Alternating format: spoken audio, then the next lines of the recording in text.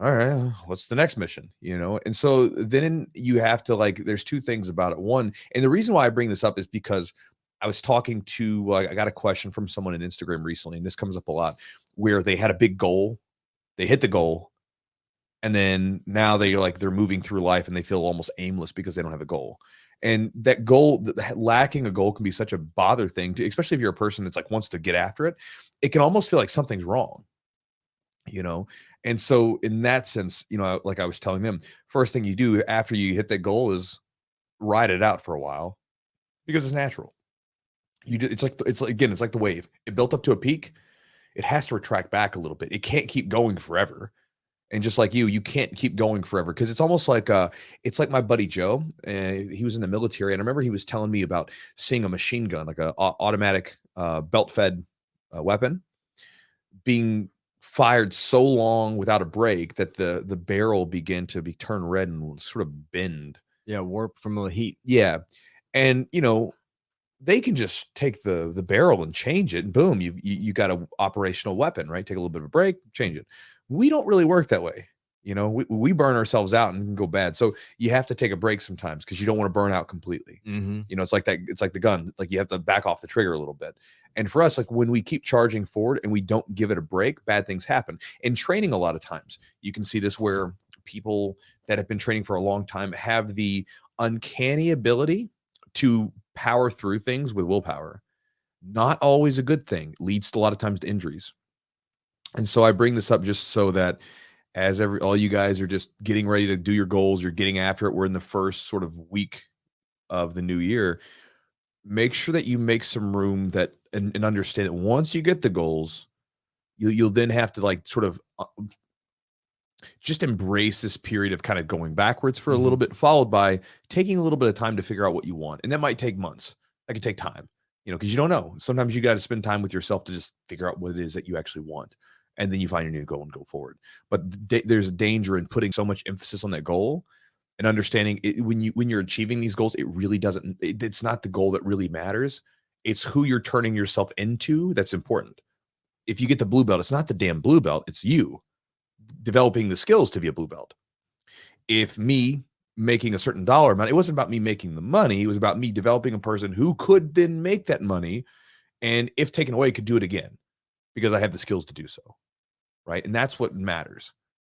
And so I think that's just the thing to keep in mind, because again, you see people all the time that like do big stuff and then they drop off. Yeah. And I think like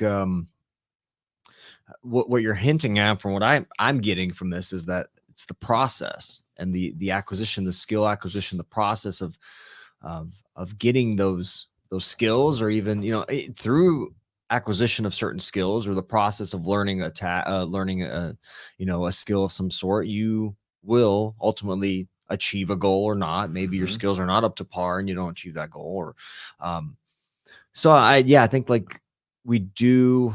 And don't get wrapped up into it. Don't get too wrapped up into it, because have them and let them push you forward, but also know that when you get there, nothing's going to essentially change that much. There'll be some changes, but generally, unless something happens in an instant, when we're talking about developing yourself, like becoming, more skillful, getting in better shape, whatever it is that you're doing, those things happen so gradually that by the time they arrive, you don't even realize they've arrived. I remember losing weight. I remember losing, about 40 pounds ish, whatever it was, when I was a teenager. It happened so gradually that like by the time I'd eventually lost weight, I remember going back to school the next year, people looked at me like, "Oh my God, you've lost so much weight." And I still couldn't see it. Like when I looked at myself, I was like, I still look the same way as I always did, don't I? I can't see it. One good thing, if you are going on a weight loss thing, take pictures every week. Like I take a picture every week of myself. Right now I'm on my weight cut, and I can see the changes from looking at those pictures. Very helpful. Just because sometimes you don't realize, right? You don't have that little snapshot. Yeah, you have contrast through time. Yeah, and I do the same thing with a lot of times with like different things I'm doing in business. Like I'll take little snapshots of certain numbers and metrics like along the way, so like I can go back and look at them and be like, for instance, I remember. Because I remember listening to YouTuber type people talk about this. Like someday you're going to post a video and you're going to be like, "Oh, there's not that many views." but then it's like, go back and look at what you got back in the day. It's, oh, you know, because Mhm. I remember I have a snapshot of my very first big video that I ever posted, and I had 10,000 views in like 24 hours. It was massively, That's it awesome. was huge for me. And then like now it's like, that's kind of a moderately okay video, you know, Mhm. like whatever, it's okay, Mhm. you know. And like I look back and go, oh, okay, that's neat, you know, like it just to kind of have that stuff, you know, or even just like we have different pictures of different stuff that Jess and I have done. So again, it's nice to have reminders of where you came from to realize how far you actually have gone. Mhm. Even like, you know, if you train, if you might have some videos of yourself rolling as like a white belt, when you get the blue belt, you might be like, man, this just seems like so empty, or man, it's just a blue belt, whatever. But then you go back and watch videos of yourself rolling. I used to have like jiu-jitsu competition videos. I go back and watch those. Like, God, I sucked. You know, I remember watching my very first competition, and I remember like I got by because I was aggressive. And I remember watching my feet as a white belt. I was going for a key lock, and my feet were like flopping all over the place. My control was terrible. And then I remember looking back at it, just thinking, God bless, I'm awful, or I was awful. I've come a long way since then. Sure. And so it's helpful to have that contrast.